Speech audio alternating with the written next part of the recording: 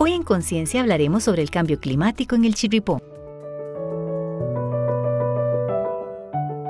El cambio climático se refiere a las modificaciones a largo plazo de las temperaturas y los patrones atmosféricos. Estos cambios pueden ser por causas naturales o por la acción humana e incluyen variaciones en las temperaturas, las lluvias, el clima y un aumento en el nivel del mar, factores que ocasionan gran tensión política, económica y social. Quizá uno de los mayores problemas es el calentamiento en la superficie de la Tierra, el cual se debe principalmente al aumento de los gases que atrapan el calor que los humanos están agregando a la atmósfera, también llamados gases de efecto invernadero. Cualquier pequeño cambio de temperatura altera el equilibrio de nuestro planeta, por lo que se hace necesario frenar las causas del calentamiento global si queremos conservar el planeta para las futuras generaciones.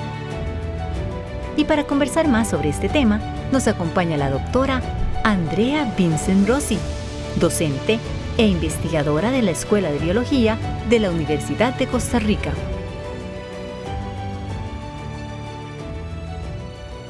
Hola, ¿qué tal? Estamos en el estudio del ICAM, de la Escuela de Ciencias de la Comunicación Colectiva de la Universidad de Costa Rica. Nuestro agradecimiento tanto a la escuela como a Enrique Vega, su coordinador. Nos acompaña el día de hoy Andrea Vincent Rossi, quien es investigadora de la Escuela de Biología, también de la Universidad de Costa Rica. Bienvenida, Andrea, a Conciencia. Primera vez que la tenemos por acá, que no sea la última. Gracias. Vamos a hablar de cambio climático. Y yo quisiera que hagamos un esfuerzo por hablar muy básico sobre qué es esto del cambio climático. Más adelante vamos a ver la diferencia con calentamiento global, pero vamos poco a poco. ¿Cómo definimos o cómo define usted, experta en la materia, qué es cambio climático? Bueno, el cambio climático antropogénico es un cambio en el clima que estamos causando los humanos desde hace como 150 años debido a la quema de combustibles fósiles. La humanidad se ha desarrollado fuertemente en los últimos 100, 150 años gracias a que usamos la gasolina y el petróleo para producir alimentos, para transporte, y eso es un contaminante que se va a la atmósfera y hace que el planeta se vaya calentando gradualmente. Y eso tiene consecuencias muy importantes para todo el sistema del clima. El clima no es solo el cielo y la atmósfera y las nubes, sino que el clima también incluye el mar, incluye la superficie terrestre. Y cuando el planeta empieza a acumular cada vez más calor, eso tiene efectos sobre el océano y sobre todo ese sistema climático, y entonces los efectos que vemos no solo es que aumenta la temperatura, sino que se desregulan las precipitaciones, que se empiezan a deshielar los polos y empiezan a haber sequías o lluvias extremas y toda esa serie de cambios en el sistema climático es lo que nos referimos con el cambio climático o cambio climático antropogénico y pues tiene una raíz causada por humanos. Aunque usted no lo crea, como experta en la materia, hay gente que me ha dicho que no hay suficiente evidencia para documentar el cambio climático. Andrea, ¿qué le podemos responder nosotros a estas preguntas? Bueno, estamos nadando en evidencia y yo podría pasar los próximos 3 días contándole los detalles de la evidencia, pero hay evidencia desde, por ejemplo, una de las cosas que a la gente que duda del cambio climático principalmente le genera dudas es que la Tierra tiene 3.000 millones de años, un poquito más de eso, y a lo largo de la historia de la Tierra el clima ha fluctuado mucho naturalmente, ¿verdad? Sabemos que la temperatura promedio del planeta hace 500 millones de años era 14 grados más caliente que ahora.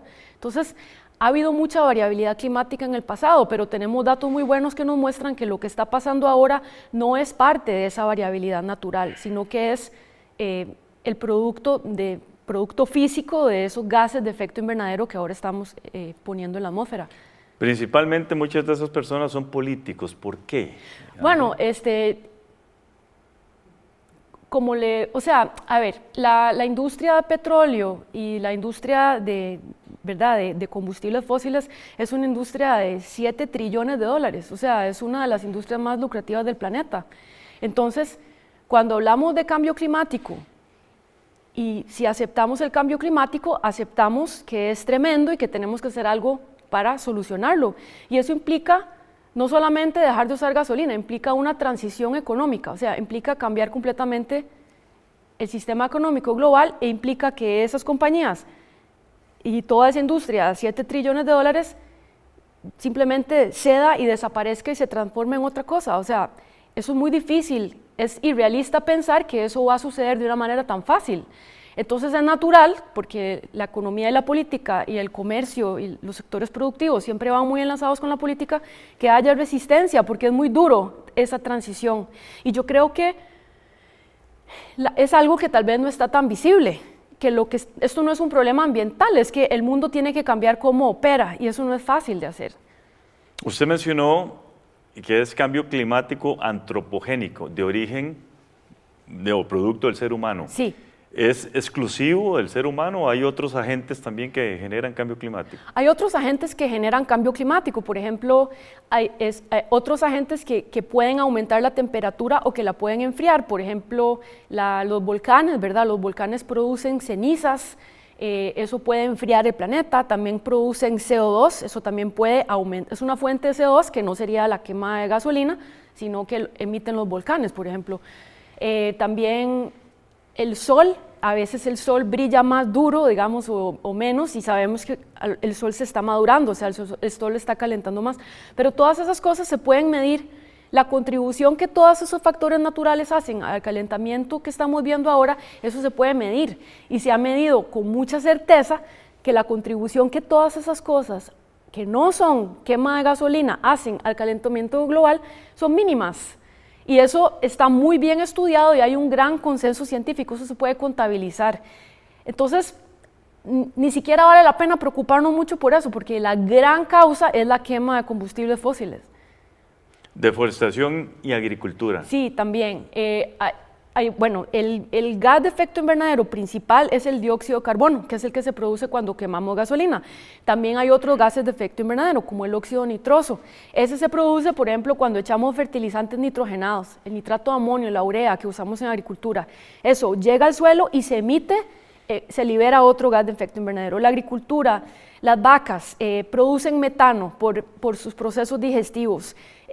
Cierta agricultura inundada como el arroz, todo eso produce metano. Cuando cortamos bosques también, la madera tiene mucho carbono. Cuando cortamos y esa madera se pudre, se libera dióxido de carbono. Entonces hay muchos otros procesos que también generan no solo la quema de combustibles fósiles, pero ese es el principal. Claro.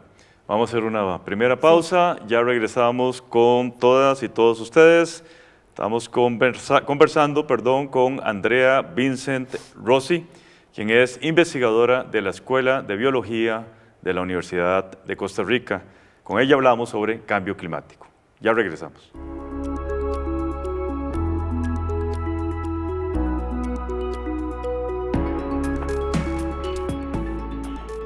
Según un informe redactado en la COP27, zonas como América Central, África, Oriente Medio y Asia son más vulnerables a los efectos adversos del cambio climático.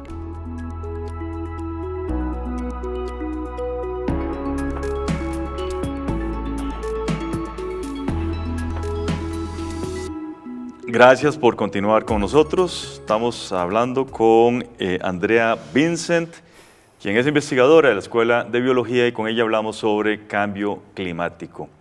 Lo habíamos planteado en el primer segmento, la diferencia entre cambio climático y calentamiento global.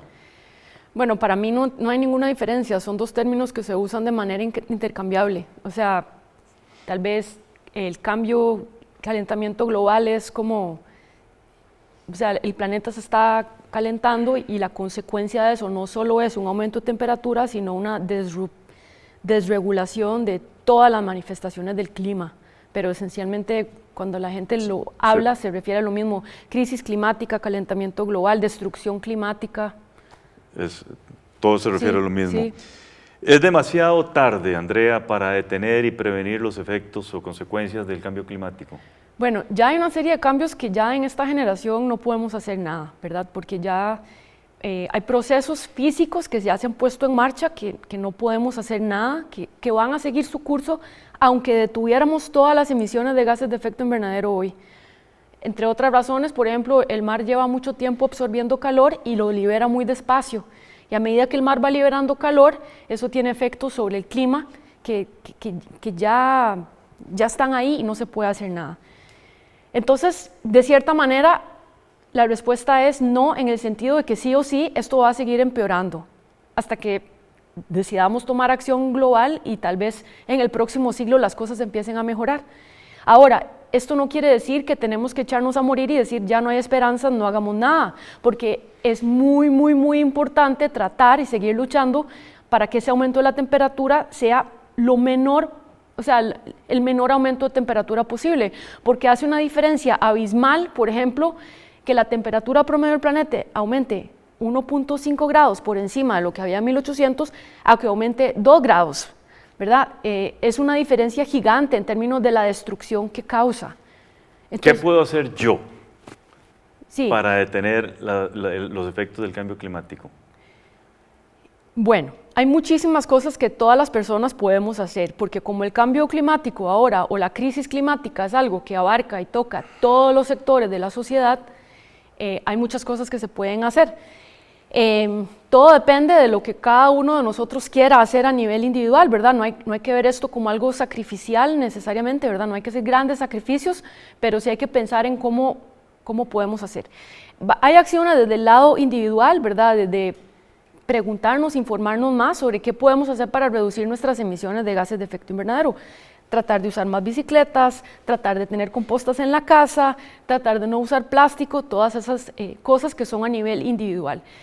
Yo siento que es mucho más importante que empecemos a involucrarnos más en la vida política del país. Por ejemplo, estar como entes que fiscalizan o que observan o que tienen decisiones, por ejemplo, a nivel de procesos municipales, a nivel de nuestras comunidades, a niveles de por quién votamos, ¿verdad? Elegir, tratar de escoger líderes que tengan la agenda climática como una de sus prioridades y simplemente como ciudadanía estar más informados y exigir que el gobierno y que el sector privado y que todos los sectores de la sociedad empiecen a priorizar esta agenda de parar el cambio climático y adaptarnos a lo que ya se nos viene y que ya tenemos aquí. ¿Se están haciendo bien las cosas en Costa Rica? Desde el punto de vista político, de gobierno central, pongámoslo en esos términos. Bueno, Costa Rica ha tenido iniciativas importantes, ¿verdad? Firmamos el Acuerdo de París, que es un paso muy importante, nos comprometimos a reducir las emisiones por debajo de cierta cantidad, está el Plan Nacional de Descarbonización, están Costa Rica a través del Acuerdo de París publica sus contribuciones nacionalmente determinadas, ¿verdad? Que es como un compromiso, no es legalmente vinculante, pero es como una carta de intención que Costa Rica le hace al mundo sobre qué vamos a hacer para tratar de reducir los impactos del cambio climático para los sectores más vulnerables, cómo hacer para reducir nuestras emisiones. Ahora, lo que es muy difícil es operativizar eso y que eso funcione. Más allá de hablar de cómo Costa Rica puede reducir las emisiones, yo creo que lo más importante es que Costa Rica invierta un porcentaje importante de su Producto Interno Bruto a ayudarle a la gente a adaptarse a lo que ya se viene. Y son cosas que tradicionalmente son las cosas de la agenda todos los días, ¿verdad? No es cuidar la educación, mejorar la educación, salvar la caja, ayudar con infraestructura, apoyar a los agricultores, mejorar los sistemas de gobernanza para que la gente de verdad pueda sentarse a las mesas de discusiones y poder emitir su criterio sobre cómo quieren ellos seguir adelante en un mundo con cambio climático. Todas esas cosas son importantes porque cuando llega el próximo Nate o Otto o cuando hay inundaciones tremendas en San José, ¿quiénes son las personas que más sufren? Las personas que viven en viviendas precarias en las laderas, las personas que no tienen acceso a la seguridad social. Eso es para mí lo vital. Lo que Costa Rica haga o no en mitigar emisiones, pues claro, es muy importante porque puede mejorar la calidad de vida de los costarricenses, ¿verdad? No tener tanto humo, tener menos congestión vial, y esos son cambios que son importantes porque mejoran la calidad de vida. Pero lo que es crucial aquí es cómo proteger a la gente y al ambiente para que podamos aguantar lo que se viene. O sea, vea todos los problemas que hay ahora con lluvias extremas, con pérdidas de agricultores, ¿verdad? O sea, lo que está aquí en juego es los modos de vida de las y los costarricenses, y yo siento que eso no se le está dando la prioridad necesaria. Con todo el tema de los ajustes fiscales y las reformas y todo, ha habido una falta de inversión en Estado Social de Derecho. O sea, que Costa Rica tenga un Estado Social de Derecho potente, eso es uno de los mejores seguros que tenemos contra, una de las mejores medidas de adaptación que podemos tener contra el cambio climático.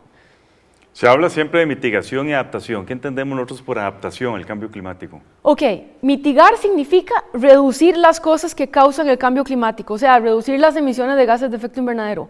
Adaptar significa crear condiciones para minimizar los riesgos del cambio climático que ya está aquí y que se viene. Entonces, por ejemplo, ¿cómo ayudarle a las personas agricultores? Sabemos que van a perder cosechas. Bueno, ¿qué hacemos para ayudarles? Renovamos, mejor asistencia técnica del gobierno para que no queden a manos de casas de fertilizantes. ¿Cómo hacemos para darles seguros climáticos por si pierden las cosechas ¿verdad? Que no vayan en bancarrota? ¿Cómo ayudarle a las mujeres? Por ejemplo, las mujeres ante eventos hidrometeorológicos extremos, creo que tienen como 14 veces más probabilidad de morir que los hombres. Eso es inaudito. ¿Cómo hacemos para ayudarle a las mujeres a que sean más resilientes a los embates del cambio climático? Entonces, es básicamente cómo ayudamos a que las personas puedan resistir estos cambios que ya tenemos encima. De acuerdo. Hacemos una segunda pausa. Ya regresamos. Estamos hablando con Andrea Vincent, investigadora de la Escuela de Biología, sobre una de las áreas en las cuales ella es experta, cambio climático. Ya regresamos.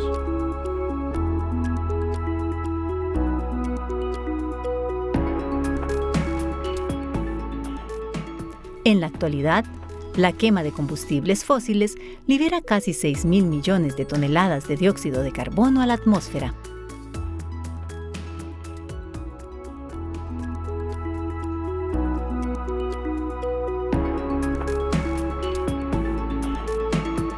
Estamos conversando con Andrea Vincent sobre cambio climático. Su proyecto de investigación en Chirripó. A ver si nos comenta cómo surge, qué objetivos tiene, un poquito la metodología y lo más importante, resultados, Andrea. Ok. Bueno, este proyecto nace del deseo de entender cómo van a responder los ecosistemas naturales de Costa Rica al cambio climático. Aquí pasa algo interesante en Costa Rica, bueno, y en toda la zona tropical, y es que a medida que va aumentando la temperatura, las montañas son lugares frescos, ¿verdad? Todo el mundo que vive en la montaña sabe que arriba es frío y que uno duerme delicioso. Y sobre todo el páramo. El páramo, exacto. Y a medida que va subiendo la temperatura, las plantas y los animales que viven abajo, ¿verdad? A nivel del mar, en las bajuras, tal vez empieza a ser muy caliente para ellos, y entonces ellos empiezan a subir las montañas porque están buscando el fresco, que es lo que su cuerpo, ¿verdad? Lo que está bien para ellos. Pero lo que pasa es que entonces, digamos que hay una especie que vive en zona cafetalera, no sé, 1300 metros, y ya ahí se vuelve muy caliente para ella, digamos un ave, y entonces esa ave va subiendo y va subiendo en las montañas porque el calor va subiendo. Y entonces la pregunta que tenemos es, ¿qué pasa con las especies que ya viven en la parte más alta del país? Porque, por ejemplo, las especies que viven en el páramo, ¿verdad? Que es cuando ya no hay árboles, en las puras puntas de las montañas, más allá de los 3000 metros, ¿a dónde se van esas especies? Porque ya se les acaba la montaña. Entonces, de cierta manera, las plantas y los animales que viven en las partes altas de nuestro país son como centinelas del cambio climático, son los que nos van a avisar o los que pueden servir como indicadores. Entonces, lo que nosotros hicimos ahí fue adoptar una metodología que tiene 30 años de ser utilizada en el Ártico, en Siberia, en el Ártico, en Alaska y en Antártida, que son como unas casitas que sin techo, son como unas paredes de plástico transparente, y uno las pone y ellas aumentan la temperatura del aire experimentalmente. No usan electricidad, es solo como un mini invernadero. Entonces es una manera de simular el cambio climático para ver cómo responden las plantas y los animales. Y nosotros instalamos una de esas muy cerca del Cerro Ventisqueros, a 3750 metros. Y entonces lo que estamos haciendo es monitoreando las plantas y los microbios que viven ahí para tratar de entender qué va a pasar con ellas, si se van a poder adaptar a ese calor o si se van a morir. Qué interesante. participación de estudiantes en este proyecto. Sí, Andrea. los estudiantes fueron cruciales para montar este experimento porque fue una locura. Yo no, si algunos de ustedes han tenido la oportunidad de ir a Chirripó, pues es una cuesta que uno tiene que caminar muy fuerte. Nosotros subimos entre 500 y 700 kilos de material, todo eso fue a caballo hasta el refugio base Crestones, y de ahí al sitio del experimento son 2,5 kilómetros más, con 450 metros de cuesta, y todo eso lo tuvimos que echar nosotros al hombro, varillas de metal, paneles de plástico, y eso lo hicimos con mi persona y un grupo de estudiantes, y ahí armamos todo. Y después tengo un estudiante de maestría actualmente, Kenneth Monge, que está estudiando ciertos organismos muy extremos de allá arriba, que son muy interesantes, que nunca se habían descrito para las montañas tropicales. Resultados. Sí. ¿Qué podemos comentar acá con respecto a los resultados tan interesantes que me imagino ustedes tienen ya? Bueno, ahora el experimento va a cumplir 6 años y tenemos datos de plantas hasta el año 4, y sorprendentemente las plantas por el momento parece que están creciendo igual y que la diversidad sigue igual. Lo que pasa es que allá arriba, como hace tanto frío y hay tanto viento, las plantas crecen muy despacio. Entonces es necesario mantener este experimento durante 10 o 15 años para tratar de entender cómo las plantas se van a ver afectadas por la temperatura. ¿Cada cuánto van ustedes a revisar este material? Bueno, yo en los primeros años estuve yendo como entre 4 o 5 veces al año, a veces nos quedábamos 2 semanas, ahora estoy yendo menos porque ahora es más de mantenimiento. Vamos como 1 o 2 veces al año a bajar datos de clima. Lo que sí estamos viendo es que hay microbios que sí están cambiando, hay ciertos procesos que están durando más en las zonas de calor, y eso es algo que fue sorprendente porque un efecto no esperado es que al calentar también estamos secando. Entonces, aunque el experimento se trata de ver cómo responden los organismos al clima, lo que estamos viendo es que son extremadamente sensibles. Estas casas secaron el suelo en menos de 5%, y eso está teniendo un efecto grandísimo sobre la actividad de los microbios en el suelo. Entonces eso es inesperado y muy, muy importante. Ustedes tienen la casa con tratamiento y casas control. Sí, exacto. Entonces comparamos la respuesta de plantas, microorganismos y otros efectos. Una cosa interesante que hemos encontrado es que por el momento pareciera que los microorganismos, bueno, esos datos los estamos analizando. Esperábamos que en los lugares con más calor cambiaran completamente los microbios que hay a microbios adaptados por el calor. Esos datos todavía los estamos analizando, pero lo que sí descubrimos es que los microbios que viven allá arriba en el cerro Ventisqueros son de los mismos tipos de microbios que se encuentran en la Antártida y Siberia. Entonces es muy interesante porque estamos realmente trabajando con un ambiente extremo, y entonces pues no sabemos si ellos van a adaptarse bien a estos cambios de temperatura o no. Eso todavía está por definirse. Eso es un trabajo multidisciplinario, Andrea, sí. No solo biólogos y biólogas, sino otras áreas. Coméntenos quiénes están participando, quiénes la acompañan en este interesante proyecto. Sí, bueno, este proyecto lo ideamos inicialmente con personas de la Escuela de Física, Marcial Garbanzo y Ana María Durán, y también estamos colaborando con personas biogeoquímicas que trabajan con ecología microbiana, y también estamos trabajando con un matemático para analizar los datos de clima, y también estamos trabajando con personas biólogas, y principalmente esos son los principales grupos representados. Me gustaría trabajar con divulgadores de la ciencia para poder llevar estos resultados a las comunidades aledañas de Chirripó. Bueno, aquí estamos haciendo un esfuerzo por divulgar los resultados que ustedes están teniendo.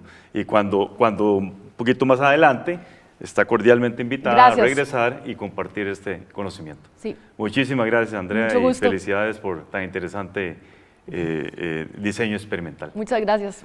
Gracias a todas y todos ustedes. Continúen con la programación de Canal 15 UCR, no sin antes ver nuestra sección Conceptos.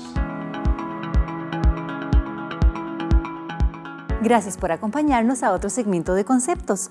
Soy Catalina Lao y como en cada programa de conciencia, les vengo a definir algunas de las palabras que se usaron durante el programa. Hoy, por ejemplo, se dijo esto.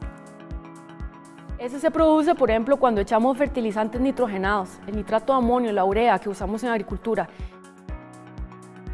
La urea es el fertilizante nitrogenado más usado globalmente por su alta concentración de nitrógeno, alrededor de un 46%. Este compuesto es esencial para el crecimiento vigoroso y el follaje verde de las plantas, y es una opción económica y versátil para la aplicación al suelo o a las hojas, promoviendo el desarrollo vegetativo en cultivos como maíz y arroz. Pero como nos comenta la investigadora, este tipo de productos afectan gravemente al medio ambiente, ya que liberan gases de efecto invernadero que dañan nuestra capa de ozono. Pero también definiré la palabra que se usó aquí. Entonces, de cierta manera, las plantas y los animales que viven en las partes altas de nuestro país son como centinelas del cambio climático, son los que nos van a avisar. Centinela es un sustantivo y significa guardia o vigía, soldado que vela guardando el puesto que se le encarga. Este concepto es usado por la investigadora cuando se refiere a las plantas y animales que viven en las zonas altas de nuestro país. Como señala, estos organismos actúan como vigías o indicadores ambientales, ya que son los que van a avisar sobre los cambios o alteraciones ocurridos en su entorno natural. Esto fue Conceptos. Los espero en el próximo programa de Conciencia para seguir definiendo más palabras.